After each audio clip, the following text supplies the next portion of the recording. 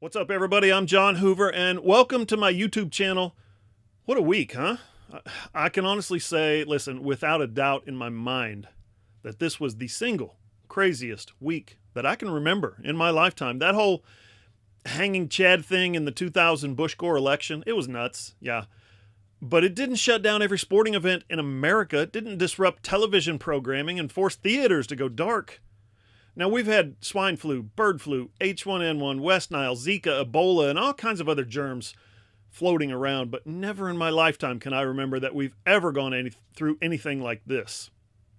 Before we get down that road too far, if you want more videos like this, please consider subscribing to this channel and or hit that notifications bell so you will be the first to know when a new video posts. Or just click the like button or leave me a comment and let's get a conversation started. You can always follow me on Twitter at John E. Hoover, or go like and follow my professional Facebook page at John E. Hoover Media. All my stuff is linked on those two social media sites, so check it out. And you know what else? I told you guys in the last video that I have some big news coming. Well, if you do follow me on Twitter or you do follow me on Facebook, then you already know what that is. If you don't, here you go. I'm now the publisher of Sports Illustrated's affiliate SI Sooners. The website is called allsooners.com. So yeah, I left the franchise at the end of January, and here 6 weeks later, I'm now running SI Sooners. Things are looking up. Believe me when I tell you guys this, we're going to do some great work at SI Sooners, from football to basketball, all the other sports, even recruiting.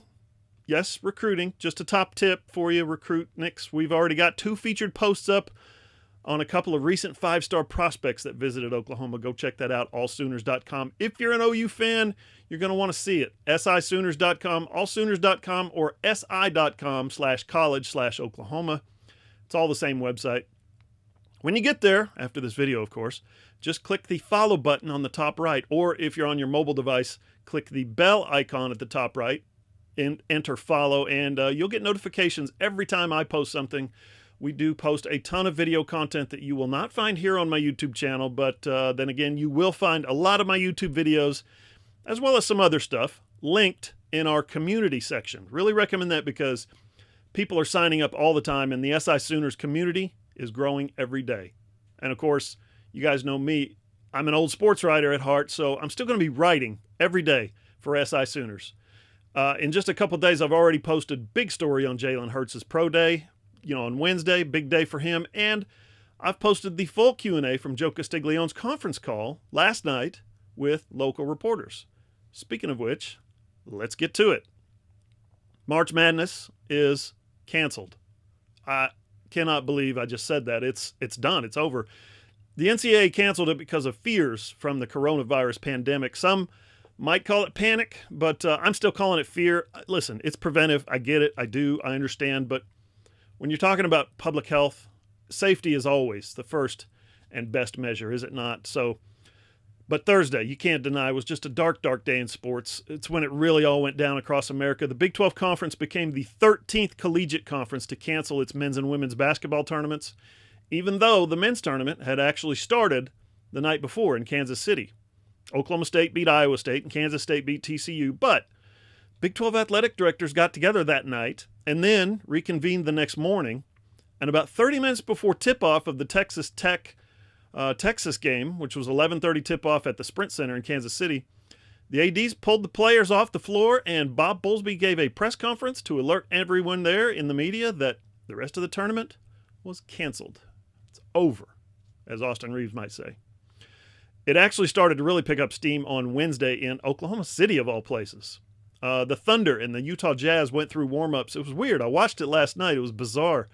They went through the starting lineups, had player introductions. Then the coaches and referees met at mid-court, kind of, at the scorer's table. Somebody called the NBA home office, and they canceled the game because Rudy Gobert tested positive for coronavirus. The next day, Donovan Mitchell tested positive for coronavirus.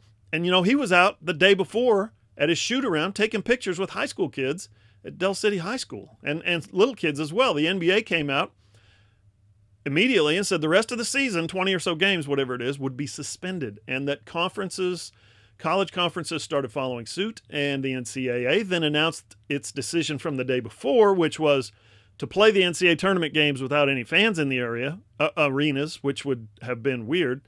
But they took it one final step, and that was March Madness would be canceled. Again, I get that. I do. It was the right call. But I do think the NCAA did get a little ahead of itself when it announced that all spring sports championships would be canceled as well. I mean, track and field, baseball, softball, I don't get it. Those championships are more than a month away. Some of them wrap up in June. Some of them late June. It doesn't matter. I mean, it doesn't make sense if you think about it, why they would move that fast, but this thing's moving 1,000 miles an hour, and here's what I mean by that. The same day that the Big 12 canceled its tournaments, the league also announced that other spring sports, all spring sports, would be suspended. Certain date. Out-of-season sponsors like football and soccer, out-of-season sports like football, soccer, those would be over. Not suspended, not canceled. So last night on a 30-minute conference call, Joe C. said that he, too, did not understand the NCAA's decision to cancel all of its spring sports championships. It's very curious. He said that there was still a very distinct possibility that the Big 12 would resume its spring sports competition, although Joe C. also admitted that nobody really had any definitive idea. He said things could change literally at any minute, and they could go in either direction, all or nothing, either way. He said that the Big 12, and you have to assume he was speaking as some sort of de facto for other conferences around the country, even though it was very informal. The Big 12 could return to the field. That means regular season games and postseason championships. If there are no NCAA championships after that, think about it, then that particular team's season would be over in the conference tournament or the championship or whatever, and that would be it. No NCAAs after that, but the Big 12 could play it out. Joe C. also said something else I strongly believe in. He advocates for relief for student athletes whose careers ended prematurely, for them to get an additional eligibility year restored. Believe me, that's something that should be at the forefront of this discussion moving forward. At the University of Tulsa, for instance, TU was co-champions of the American Athletic Conference and was surely headed to the NCAA tournament for the first time in a long time. Now, those seniors were going to finally play in the big dance. In their career, hadn't been.